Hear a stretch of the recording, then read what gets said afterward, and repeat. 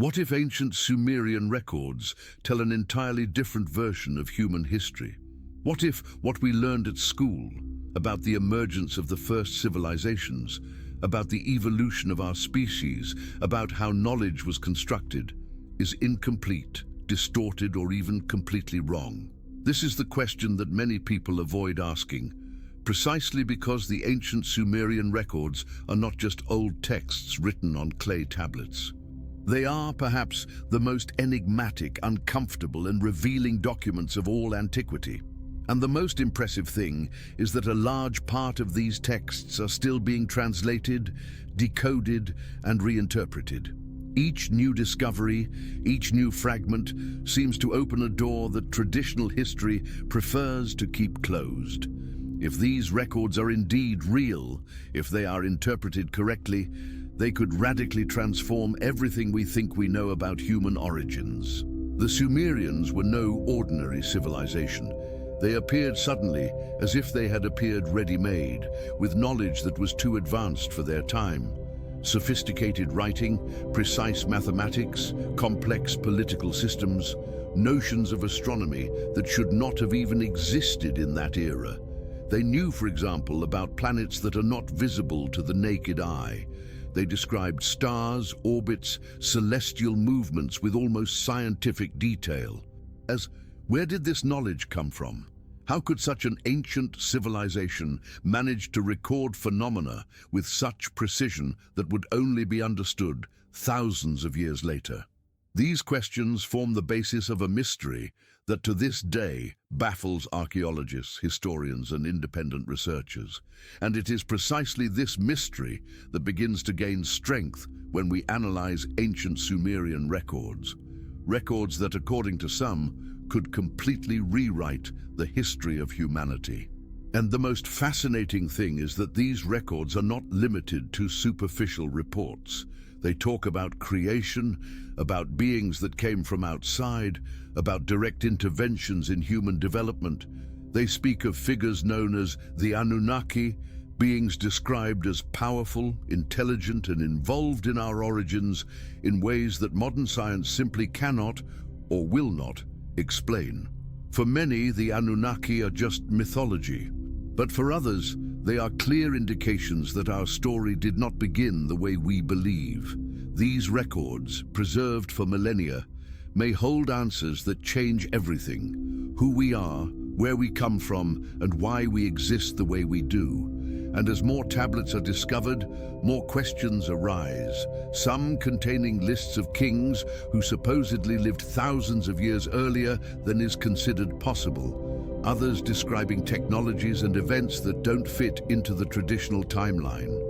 It seems that the Sumerians were trying to record something that was not just historical, but perhaps testimonial, something they witnessed, something they heard, something they experienced. And the more we investigate, the more the feeling grows that the history of humanity has hidden layers, censored parts, and entire chapters still buried.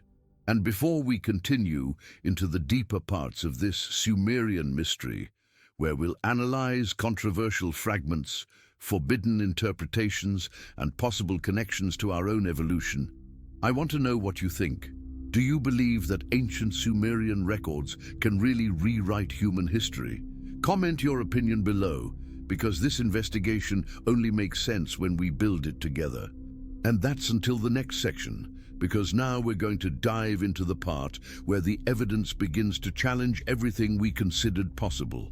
And before we move on to the deeper parts of this investigation, the ones where the Sumerian records begin to challenge not only traditional history, but also the logic we use to understand human existence itself. I want to take this moment to speak directly to you who are here watching everything closely. This topic is extremely sensitive, complex, and full of information that, if interpreted in the right way, can expand the way you see humanity. Therefore, understanding every detail of this content is essential. Every fragment, every word of ancient Sumerian records, every part of this ancient narrative can completely change the way we perceive our past. And honestly, if you're here, It's because you're one of the people who don't settle for easy answers. You seek more. You want to understand what's behind the story. You want to see what many ignore. So do the following. Leave your like now, because this helps a lot to deliver this content to more people who, like you, are ready to question, learn, and explore the unknown. A like is not just a gesture. He really told YouTube that this subject matters, that it is worth studying and sharing. And if you are not yet subscribed to the channel, subscribe now. You won't want to miss the next chapters of this Sumerian investigation, mainly because from now on, the information becomes even more intense, more revealing, and much deeper than you imagine. And of course, comment below what you think so far. Tell me if you believe that these ancient records can truly rewrite human history. Write whatever comes to your mind. Doubt, curiosity, theory, feeling. The important thing is to participate, because this type of content grows precisely through the discussions it sparks. And if you've made it this far, it's because your opinion matters a lot. Now, are you ready? Let's move on to the next part, where we begin to decipher what is really hidden in these Sumerian records that have survived for thousands of years. And now that you've entered this mysterious and almost forbidden universe of Sumerian records, we need to go deeper, because from that point on, the information begins to connect in a way that makes our perception of history take a real leap. It is as if each tablet, each cuneiform symbol, each fragment of clay holds not just a story, but an intention. The Sumerians did not write by chance. They recorded everything. They recorded kingdoms, conflicts, gods, astronomy, commerce, agriculture, and most importantly, what they believed to be the true origin of humanity. And this part is what makes everything so impactful, because their reports are nothing like the versions we study in school books. When you read the Sumerian records, you immediately notice that they carry an unusual depth. These are not vague stories or simple metaphors. They are detailed, structured, almost scientific descriptions, as if they had actually witnessed events much greater than their own time. And one of the things that draws the most attention is the way they describe knowledge. For the Sumerians, knowledge was not something that humanity discovered alone. It was not the result of slow, gradual evolution. It was something delivered, granted. It's set as if someone, or something, had descended from the heavens to present advanced concepts that a newborn civilization could never have created on its own. And this point is where people start to get restless, because it directly affects our idea of evolution. The Sumerians say that beings called Anunnaki taught man. They showed how to write, how to plant, how to build, how to organize cities, and even how to understand the sky. They claim that these beings came from above, from afar, from the great luminous ship. And even though this is interpreted as a myth by many, the fact that this narrative appears repeatedly, consistently, on hundreds of tablets, makes it impossible to ignore.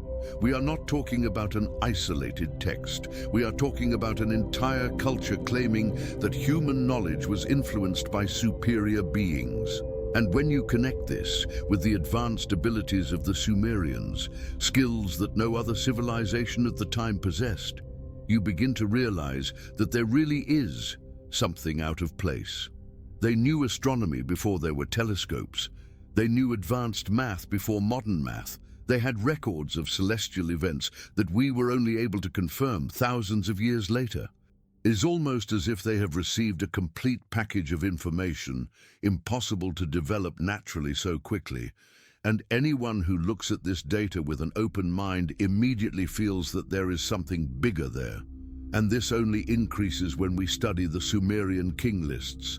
They describe rulers who would have reigned for thousands of years, literally thousands. And this is where a lot of people get lost, thinking it's an exaggeration or a metaphor. But when we realize that several ancient cultures also describe beings with extreme longevity, we realize that these reports may have something in common. Perhaps these figures were not human. Perhaps these kings were exactly the beings they called the Anunnaki, who guided, taught, and observed humanity before leaving us to go it alone. And if this idea is true, it changes everything. Because then the history of humanity stops being a continuous line and becomes a mosaic with missing pieces, pieces that are only now beginning to be found. And the more you delve into the Sumerian records, the more you realize that they aren't just telling ancient stories. They are describing processes, events, encounters, profound changes, as if they wanted to ensure that even thousands of years later, someone could go back there and decipher what really happened. Perhaps that is why his texts survive to this day. Maybe that's why they resisted to time, abandonment, wars, cultural changes.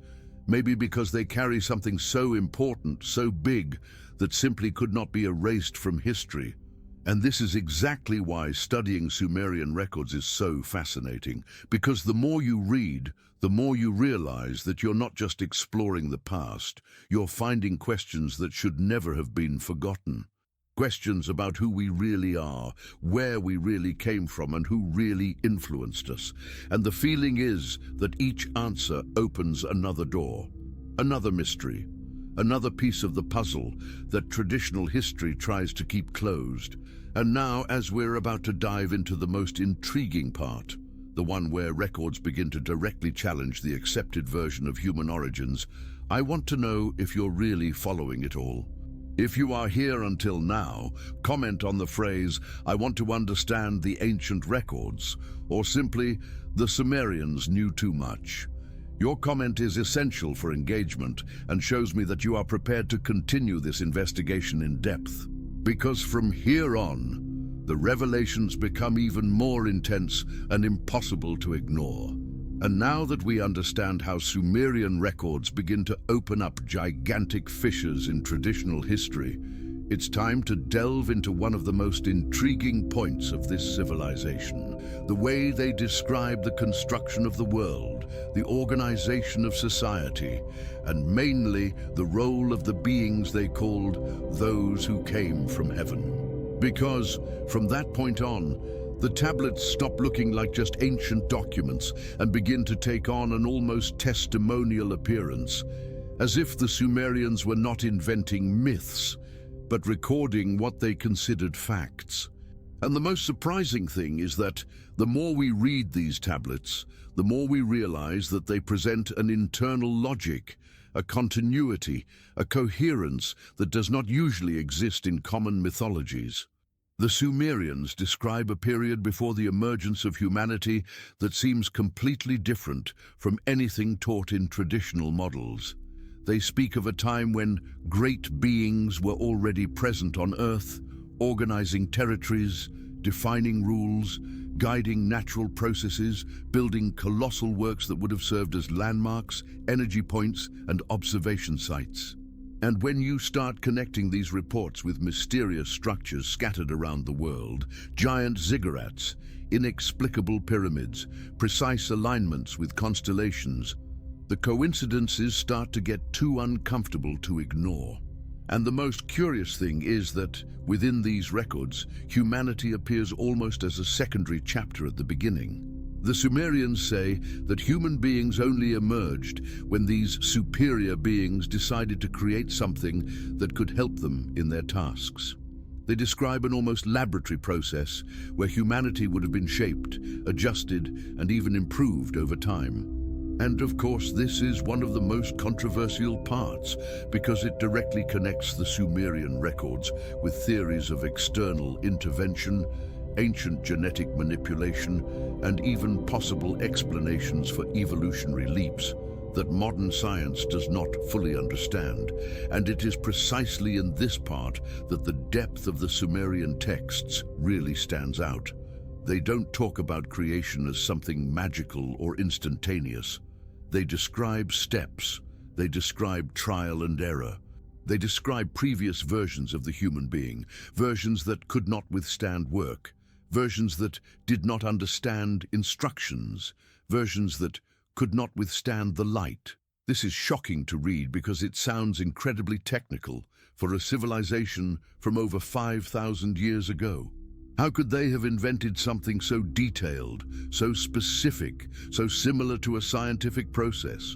And more, why would they do that? And when we analyze the mythology of other cultures, we realize that this pattern repeats itself. Egyptians, Mayans, Hindus, Greeks, they all have stories of beings who taught humanity, of gods who came from far away, of celestial instructors who transmitted forbidden knowledge. But in the Sumerian records, it appears with a temporal, spatial, and functional precision that exists nowhere else. They don't just mention these beings, they describe their names, their functions, their relationships, their responsibilities. And this turns Sumerian tablets not just into religious documents, but into historical archives of an era that simply disappeared. And here comes a point that few comment on, but which is essential. The Sumerian tablets seem to have been written with the clear intention of preserving something extremely important, something the Sumerians believed the future needed to know. Perhaps they sensed that their civilization would one day be forgotten. Maybe they knew the world would change. Perhaps they believed that at some point in time, someone would need to revisit this story to understand what really happened. And in some ways, that's exactly what we're doing now. And the more we read these records, the more we realize that they don't just challenge history, they challenge human identity itself. Because if the Sumerians really recorded real events, then everything changes. Our origin changes, our trajectory changes, the way we see the past changes completely. And this change is not small, she is deep, transformative, perhaps even dangerous for those who are too attached to the old versions of history. And as we make our way through this maze of information, a question begins to silently grow. Why did these records survive? Why has so much specific information reached us while so much else has been lost? Was it luck, or was it something intentional? Were they trying to send a message to the future, a warning, a reminder, an invitation to question? Because if we think about it, everything we find on the tablets seems to have been put there to be discovered at the right time, perhaps at this very moment when we finally have the technology, interest, and courage to question the stories we have been told. And before we move on to the next part, where we explore some of the most controversial tablets, those that speak directly about human creation, about ancient kings, and about events that completely contradict traditional chronology, I want to know if you are really following this time travel. If you are here commenting, thinking, connecting the dots, then comment on the phrase, "The Sumerian records hide truths," or just, "I want more of this mystery." This shows me that you are with me in this investigation, and it really helps the video to reach more people who, like you, do not accept the limited version we were taught about human history. And when we delve even deeper into the Sumerian records, we begin to realize that what seems too mythical to be true is sometimes exactly the kind of account that carries a hidden historical core. The Sumerians didn't just list events, they organized this information as if they were describing a complex timeline, full of interruptions, interventions, and landmark moments that completely changed the course of humanity. When we read their tablets carefully, we realize that they had an almost obsessive notion of order, chronology, and continuity.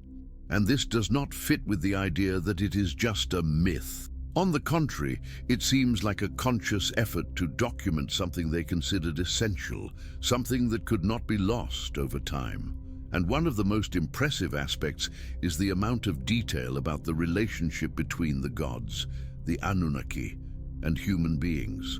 The Sumerians describe these beings as powerful, imposing rulers who had their own cities, their own functions, their own hierarchies. They talk about assemblies, councils, internal disputes, as if they were describing a society parallel to the human one, but much more advanced. And the most intriguing thing is that within these descriptions, humans always appear as smaller, dependent creatures, but extremely important to these gods. As if we were part of a bigger plan, part of an interaction that goes beyond what traditional books dare to mention. Another detail that draws attention is the way in which the Sumerians report great catastrophes that shaped the earth. For them, events such as gigantic floods, sudden changes in climate and sudden destructions were not just natural phenomena, but direct consequences of actions, conflicts or decisions of these superior beings.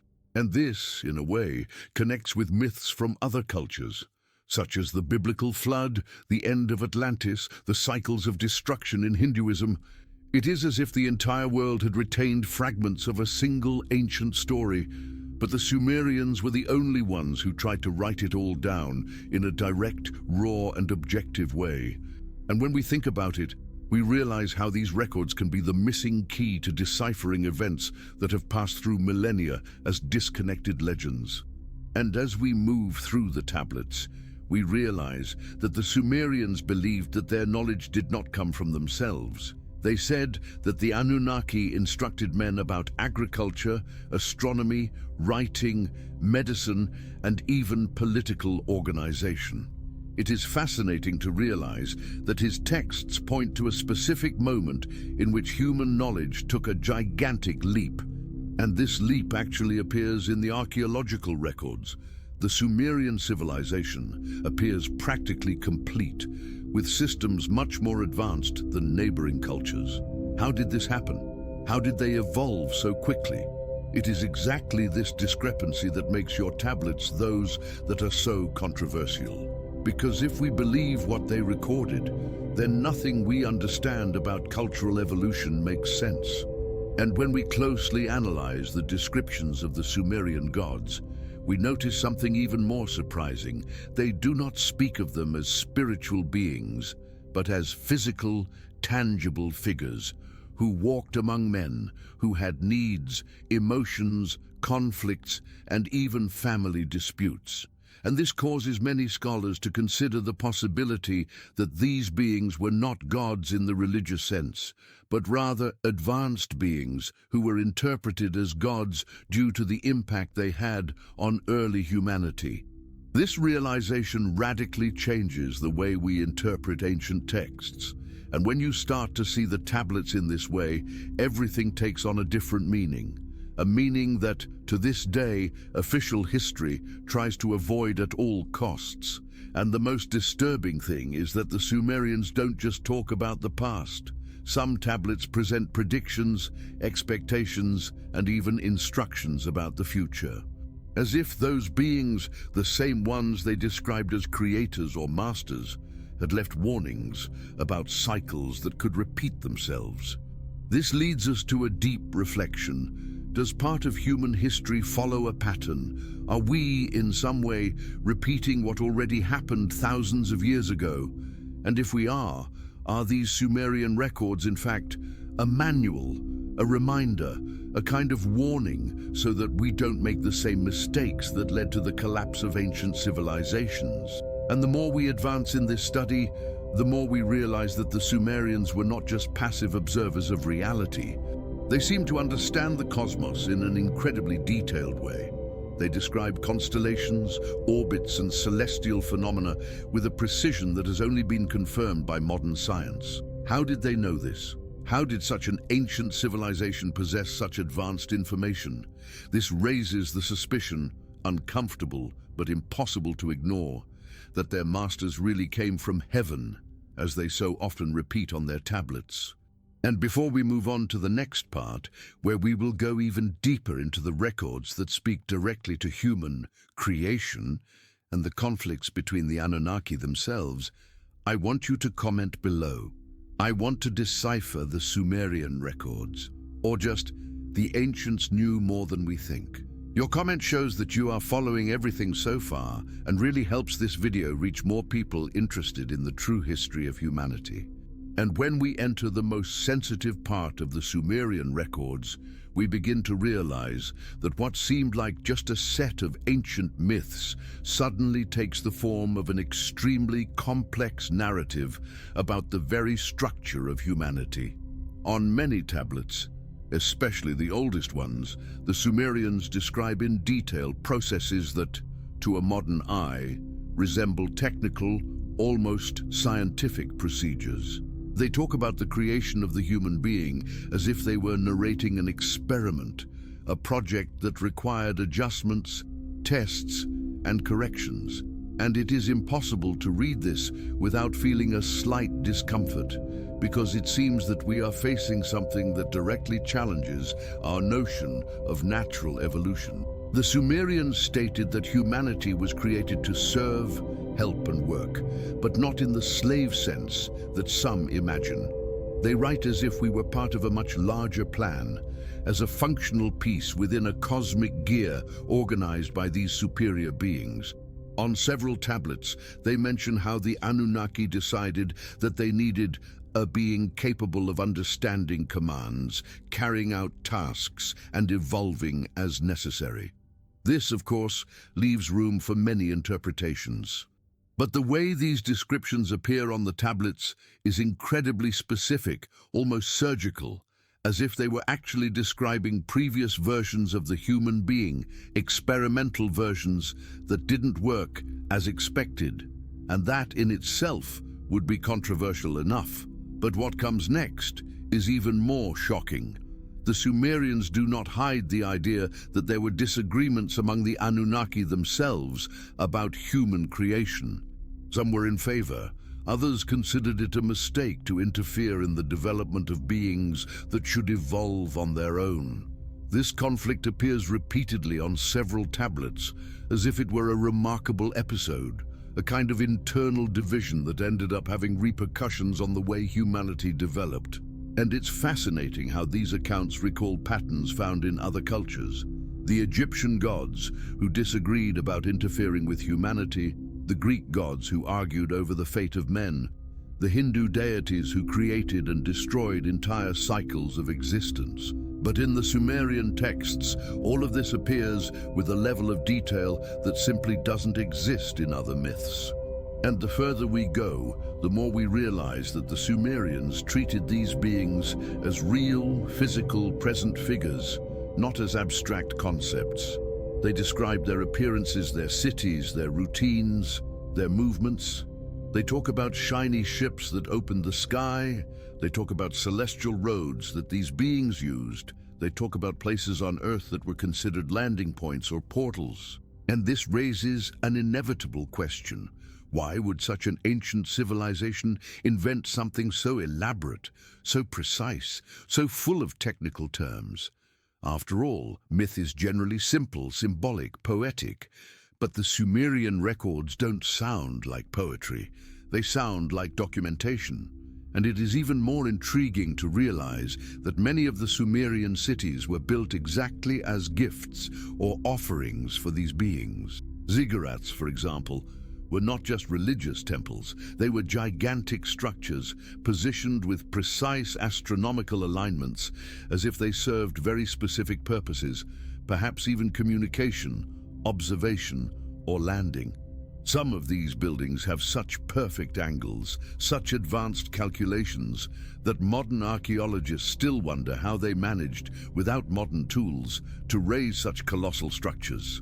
And as we explore this information, a growing sense emerges that the Sumerians were not trying to create a religion. They were trying to leave a record, not for themselves but for the future, as if they knew that over the millennia their knowledge would be lost, distorted, or ignored, as if they were aware that humanity, at some distant point, would need to rediscover this history to understand itself.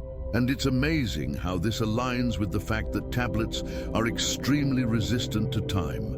They were created exactly as they should be to survive thousands of years, as if someone had told them, record everything, don't let it get lost.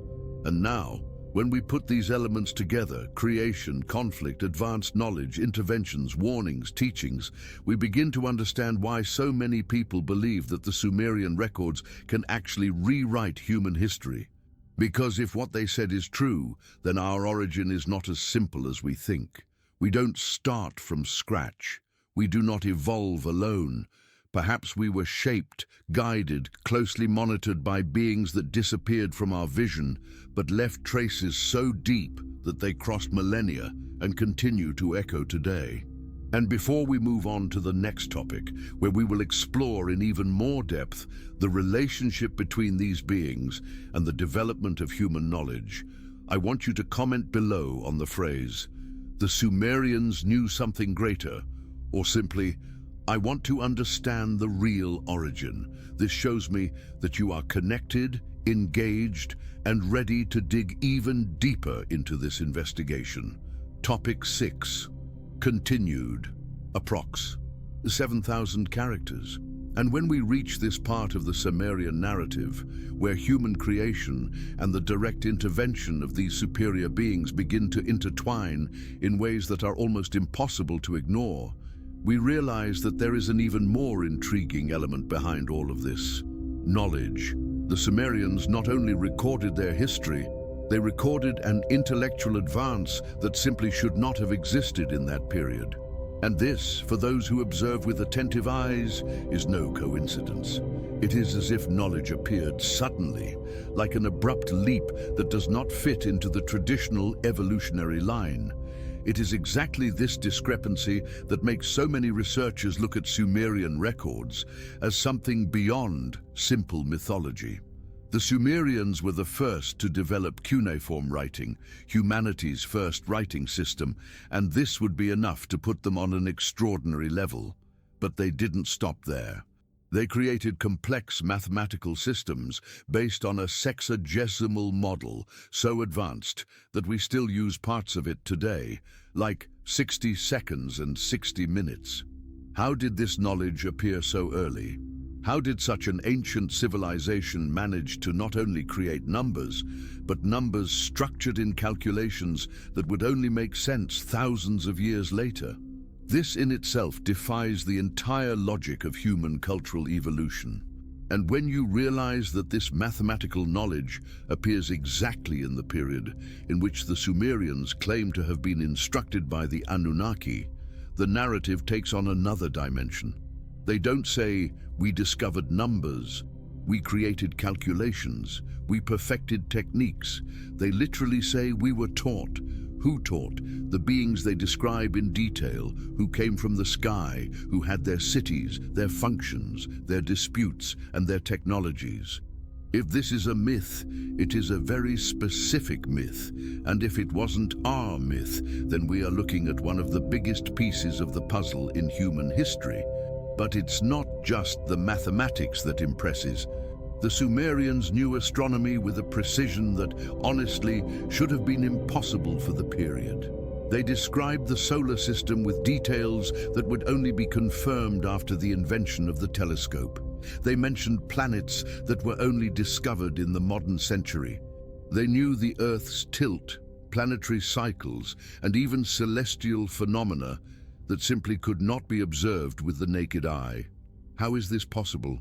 How could such an ancient civilization have this knowledge without advanced instruments?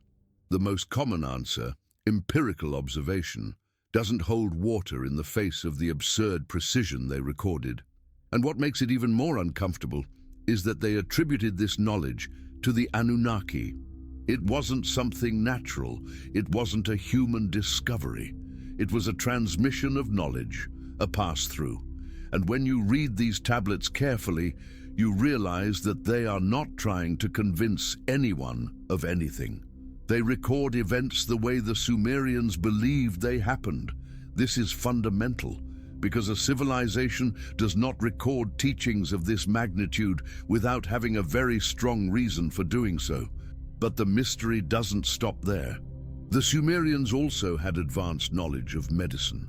They described internal organs, bodily systems, healing techniques, simple surgical procedures, and even lists of medicinal substances with specific functions. Once again, the question arises, how did they know this? Why were they so precise for such a primitive period? And if you look at the texts, you will see that they attribute all of this to the teachings of these gods who walked among them. It is as if humanity had received a complete package of instructions on how to write, how to calculate, how to observe the heavens, and how to take care of their own bodies. And it's important to note that while other civilizations of the ancient world also developed important knowledge, what the Sumerians did was completely out of the ordinary. They appeared practically ready, with complete systems, with organized structures, with records of everything. There was no primitive phase, as we see in so many other cultures. The Sumerians begin at the peak of an evolution, and that, in itself, is enough to raise suspicions. Who starts like this? Who comes up with everything ready? History doesn't work that way, unless they received help. And when we analyze the deeper accounts, those that talk about how the Anunnaki would have shared knowledge, we realize that the Sumerians were aware of the value of what they received. Some tablets describe that knowledge should be protected, preserved, and transmitted only to the prepared, as if it was something sacred, something dangerous, something that couldn't fall into the wrong hands. This makes these records not just historical documents, but true keys to understanding the relationship between humanity and these mysterious beings. And now, before we move on to the next topic, where we will delve even further into the relationship between the Sumerians, the Anunnaki, and the ancient technologies that appear in an almost inexplicable way in their records, I want you to comment below. The Sumerians were not alone, or I want to understand this lost knowledge. It shows me that you're with me on this investigation, and it helps this video reach more people who also want to discover the truth behind our story. And as we delve even deeper into the Sumerian records, we begin to realize that there is an unsettling pattern that runs through virtually every ancient tablet. A sense that the Sumerians knew they were living in a world that didn't begin with them. They were fully aware that they were heirs to something much greater, something that predated their own existence and that would shape everything that came after. The Sumerians did not see themselves as founders of civilization, but as continuators of a much older history, almost as if they were the second chapter of a book that had already been started by beings who walked among them and who, in some way, transmitted knowledge, rules, and responsibilities. When we analyze more deeply this relationship between the Sumerians and the Anunnaki, we realize that they described these beings not only as masters, but as direct rulers, almost administrators of specific regions. The ancient texts speak of cities controlled by them, temples built in their honor, and gigantic structures dedicated to joint work between humans and these gods. And one of the most intriguing pieces of this story is the notion that the Anunnaki were not just occasional visitors. They had routines, tasks, and even internal disputes that directly influenced human life. This creates a very clear bridge with other mythologies also speak of superior beings living among men, but in the case of the Sumerians, this coexistence is recorded in impressive detail. And what makes everything even more impressive is the way in which these records describe an extremely organized and structured world. Everything had function, purpose, order. It wasn't a mythological chaos, it was an administration. It was management. They spoke of celestial laws, of rules that the Anunnaki themselves needed to follow, of complex hierarchies that resemble governments, councils, and systems that, in some ways, imitate what we do today. Or perhaps we are the ones who imitate what we saw in them. It is as if humanity had inherited not only Sumerian knowledge, but also the social models left by these ancient beings. Another point that draws attention is the Sumerian vision of planet Earth. They did not see the world as something isolated. They described the Earth within a much larger context, connected to other locations, other celestial bodies, other habitable regions. This is extremely unusual for such an ancient civilization, which theoretically should have no idea of the universe at all. How could they, without telescopes or modern instruments, talk about distant constellations, precise celestial movements, and even bodies that would only be observed by modern science thousands of years later. It is impossible not to wonder whether this knowledge really came from nowhere or whether it was taught exactly as they claim. And as we explore these accounts more deeply, we come across an even more unsettling element, the notion of cycles. The Sumerians often spoke of eras beginning and ending, as if humanity were caught in a constant flux of renewal. On many tablets, they describe civilizations before theirs, destroyed by global catastrophes, cataclysms that completely altered the surface of the planet. They describe waters that swallowed cities, skies that darkened, lands that split apart.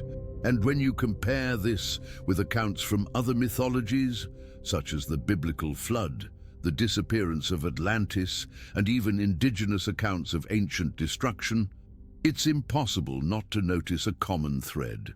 It is as if all these cultures were narrating fragments of the same event, but the Sumerians were the only ones who tried to record everything accurately. And precisely in these moments, when the Sumerians speak of destruction and renewal, we realize that the Anunnaki had a direct role in these cycles. Some tablets suggest that certain cataclysms were not just natural, but consequences of battles, conflicts, or decisions made by the very beings that governed humanity. This is one of the most controversial passages because it places these gods in an ambiguous position. They were creators and destroyers, masters and warriors, protectors and at the same time figures who could, when they deemed necessary, restart everything.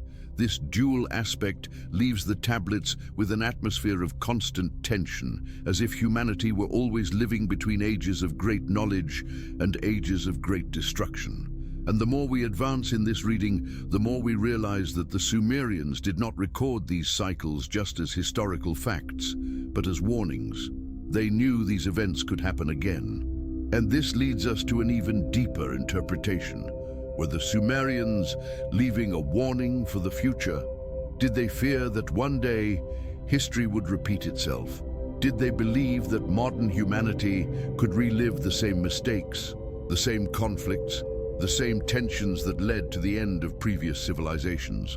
This possibility is disturbing because it positions the Sumerian records not just as historical documents, but as a kind of manual, a reminder that the world has gone through cycles that have been completely erased from our collective memory.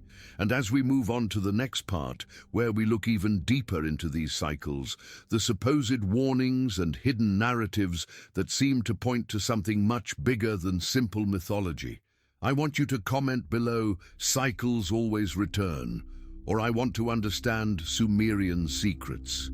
It shows me that you're with me on this deep quest, and it helps the video reach more people who, like you, are ready to look beyond the official story.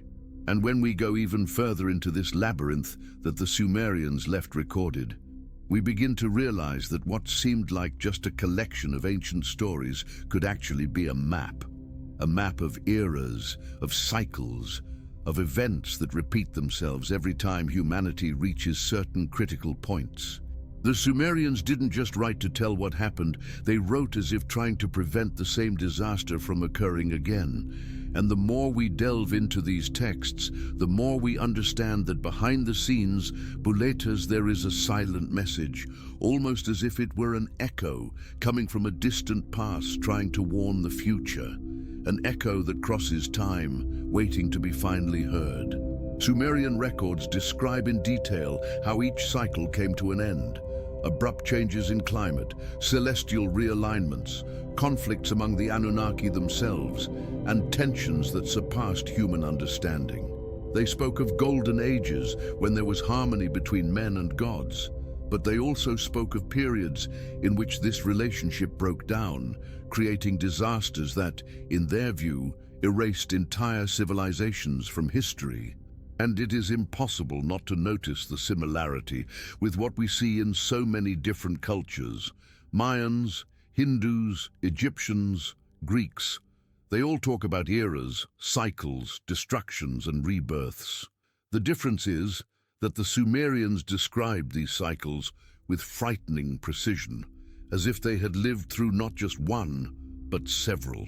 And most disturbingly, many of the signs that the Sumerians considered markers of a new cycle seem, strangely, to be reappearing today.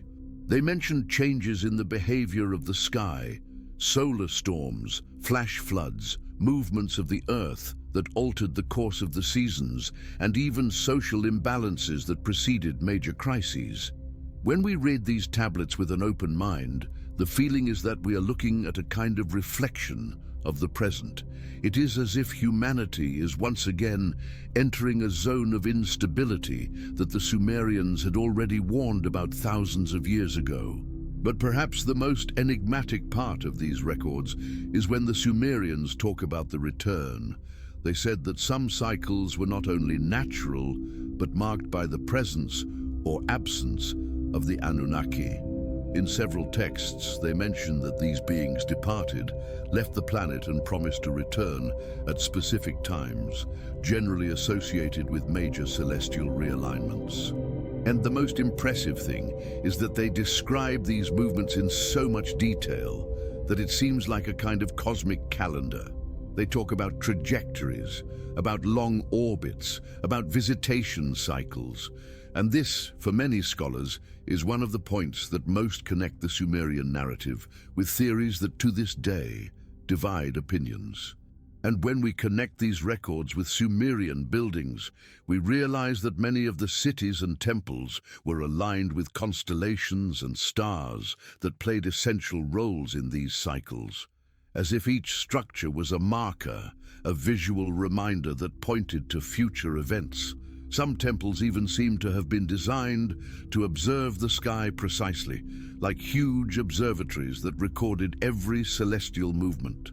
This makes the idea that the Sumerians had a deep understanding of the cosmos stop being an exaggeration and become something much more plausible, even logical within what they recorded. And then, when we read the tablets that talk about conflicts, we realize that these beings were not perfect. They had internal disputes, disagreements, broken alliances, and many of these fights, according to the texts, triggered catastrophes here on Earth.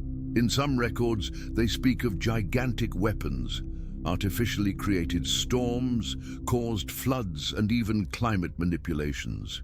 All of this is narrated as decisive events, which marked the end of entire eras. And again, it's impossible not to compare this to certain modern events that leave us with the feeling that there is much more going on behind the scenes than we can see. And perhaps this is why so many scholars believe that Sumerian tablets are more than just ancient texts. Perhaps they are fragments of a story that has already happened more than once, and that may be about to happen again. The Sumerians left warnings about arrogance, about imbalance, about humanity moving away from what it was taught. They recorded that every time this happened, the cycle ended in destruction. And it's impossible to read this without feeling goosebumps, because it's as if we were looking into a mirror that reflects the past and at the same time announces the future. And what makes it even more intriguing is that some tablets suggest that these cycles are not just destructive. At certain moments, humanity is reborn stronger, more conscious, more prepared to reach higher levels of knowledge. The Sumerians believed that each cycle brought a unique opportunity, the chance to learn from the past and build something new. But to do so, you had to pay attention to the signs.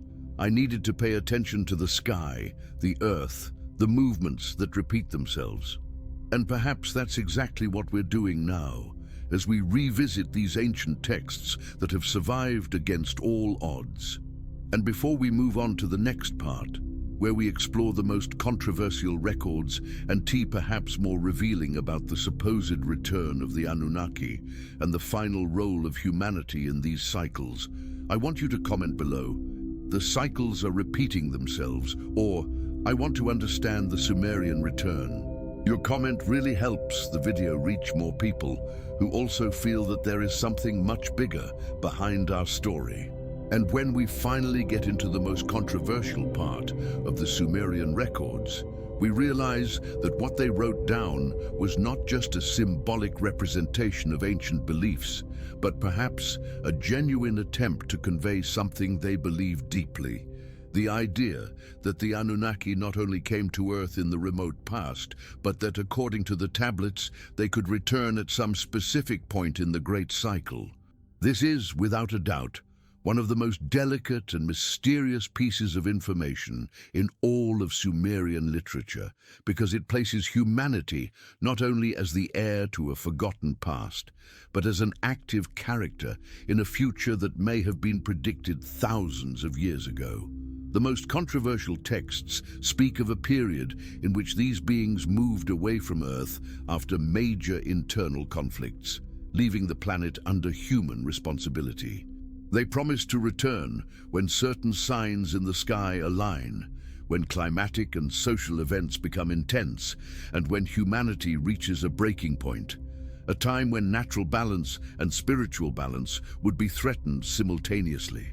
And if you look closely, you realize that this narrative, although ancient, echoes what so many different cultures also mention: Mayans, Egyptians, Hindus, indigenous peoples.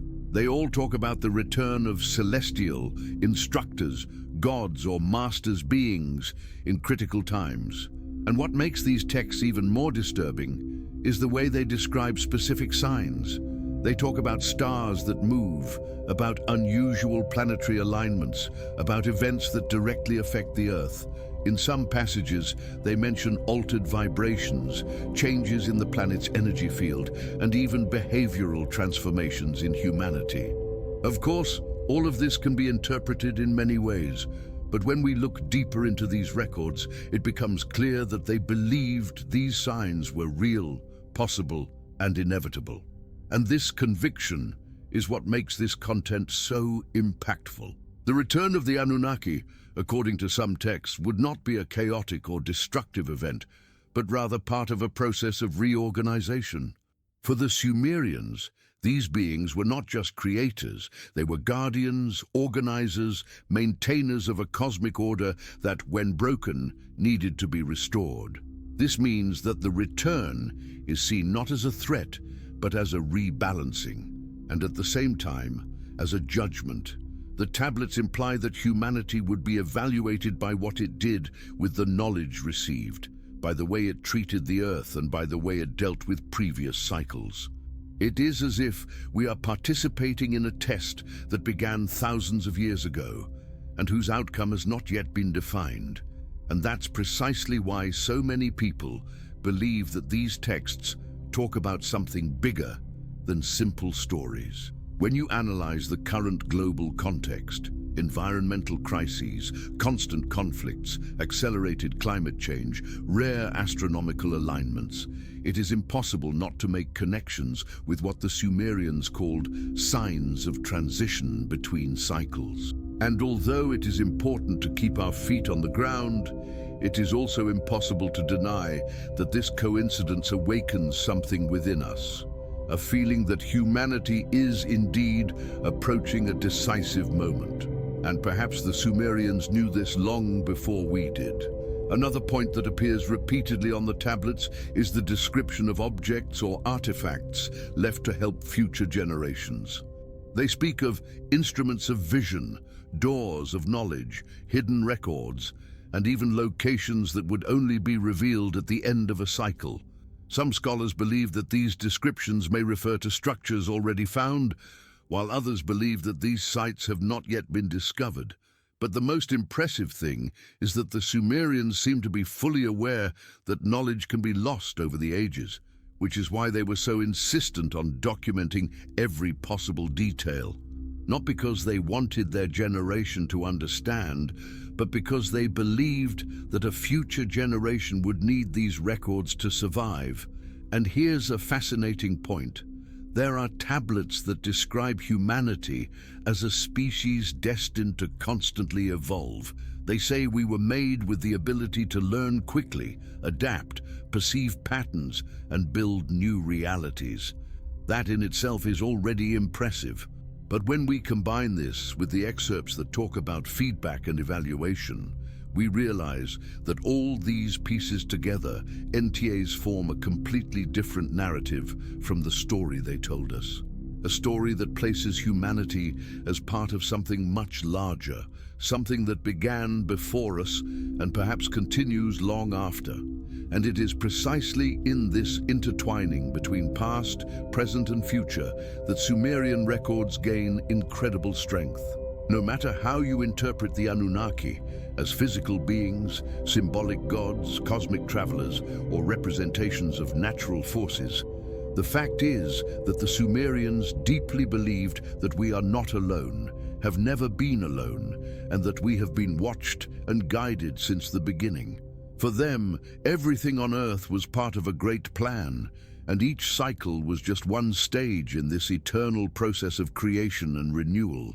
And before we move on to the last topic, where we will connect all of this, cycles, knowledge, creation, return, and impact on modern history, I want you to comment below, "I see the cycle happening," or "I want to understand the return of the ancients." This strengthens engagement and shows me that you are completely immersed in this investigation and ready for the final part of this Sumerian journey. And now that we have reached the deepest point of this entire investigation, it is impossible to look at the Sumerian records in the same way as we did at the beginning of this journey. Every tablet, every symbol engraved thousands of years ago, every fragment of history left as if it were a clue to a gigantic puzzle seems to gain new weight when connected to what we experience today. Because when the Sumerians talk about cycles, about returns, about eras that begin and end, they're not just writing ancient poetry. They're describing universal patterns that repeat themselves with frightening precision. And it's when we realize this that everything starts to make sense. Humanity is not living in an isolated moment. It is just going through a stage again that has already happened before, perhaps many times before. The Sumerians knew this. They recorded it. They left warnings, messages, guidance, as if speaking directly to future generations, those who would live in the next great transition cycle. And if we really are at this moment, a point where climate, social, technological, and even energy changes are intermingling in an intense way, then perhaps the Sumerians were trying to prepare exactly our generation. Perhaps they wanted us to look at the sky, at the movements of the earth, at the signs that repeat themselves, and recognize that the transformations we experience are not accidents, but parts of a larger process that always returns. And when we look at the world today, economic disruptions, global instabilities, shocking archaeological discoveries, accelerated scientific advances, stars that behave in unusual ways, it is difficult not to remember the tablets that talk about times of transition. The Sumerians described these periods as times of tension, but also as times of opportunity. They believed that every time a cycle ended, another began with a unique chance. Humanity could ascend, learn, awaken to a higher level of consciousness, but this would only happen if we were attentive, if we didn't repeat old mistakes, if we didn't ignore the signs they left behind. And this is perhaps the most fascinating point of all, the notion that the Sumerians did not want to be remembered as a lost civilization, but as messengers. As guardians of a wisdom that goes beyond physical and temporal borders. They knew that knowledge could be forgotten, distorted, or erased.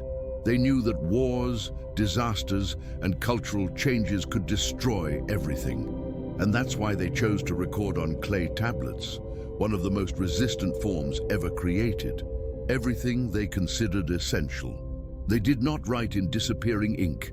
They did not engrave on fragile parchment. They wrote on stone shaped by fire, as if to say, this needs to survive, this needs to reach the future. And it arrived. It is before us. And now, after going through this journey, we realize that the Sumerian records are not just ancient texts, they are doors. Doors to a past that explains much more than we imagine about our presence on Earth. Doors to questions we never had the courage to ask.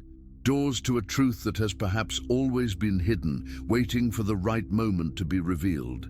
And if we truly are entering a new cycle, something that so many cultures have predicted, something that so many signs point to, then perhaps this is exactly the moment when these records should finally be understood. Because it doesn't matter whether you interpret the Anunnaki as physical beings, as metaphors, as cosmic forces, or as symbols of higher knowledge. The fact is that the Sumerians deeply believed in their existence, and more than that, they believed that humanity aid is not alone in the universe. They believed that we were guided, shaped, and observed. And in some ways, this belief resonates in a strange way with what so many people feel today. This sense that there is so much more going on than we can see, that we are on the threshold of something great, that we are, once again, facing a change that could completely transform the course of humanity. And now, after all this, after going through each layer of this ancient history, the question that keeps echoing is, what do we do with this knowledge? Do we ignore it? Do we pretend it's just a myth? Or do we use the wisdom of these records to see the world with more awareness, more attention, more depth? Perhaps this is the true goal of the Sumerians, not to give us ready-made answers, but to awaken us to the importance of questioning, observing, and seeking the truth for ourselves. Because at the end of the day, real change doesn't just come from archaeological discoveries. It comes from the consciousness of those who are willing to see beyond the surface. And before we definitively end this journey, I want you to leave a comment below to mark that you reached the end of this video and that you are committed to this search for ancestral knowledge. Comment on the phrase, "I follow the trail of the ancients," or simply, "The Sumerian truth lives." This shows me that you stayed until the end, that you are connected to this investigation, and that you want to continue exploring these mysteries with me. And of course, leave a like because this strengthens the channel a lot. And if you haven't subscribed yet, subscribe now, because there are still many secrets, many records, and many mysteries that we will unravel together. And now, click on the next video that is appearing on the screen, because there we continue this journey that the Sumerians began thousands of years ago, and that we are finally ready to understand.